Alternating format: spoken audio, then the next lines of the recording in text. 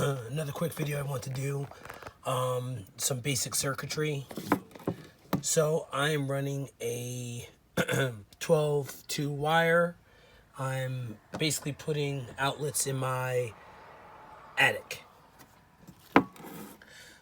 So I'll just go over the basic setup of an outlet. So you got your neutral on one side. I usually use the bottom screw on one side for my neutral line in, and I have it grounded over here.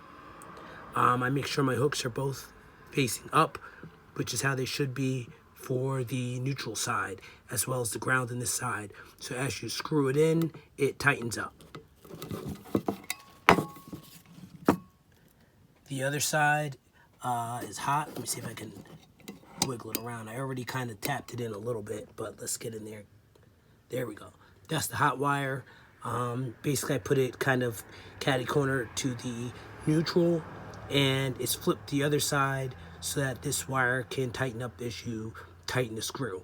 That gives you a nice, snug, secure path of electricity for your current.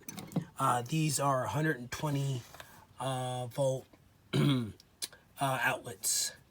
So this is basically your common average residential unit outlet that you'll see in most homes. Unless it's running a higher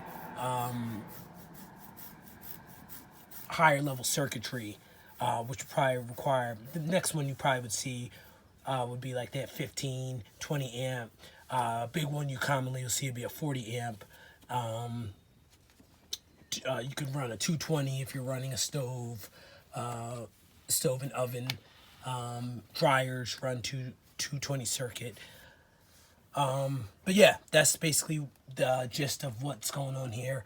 I'm going to basically daisy chain my outlets to a few common spots in this attic so that I can hook up my air conditioning, fan, charge my laptop and my batteries when I'm working, and etc. etc. All right, if you got any questions about putting outlets in a old house, reach out to me.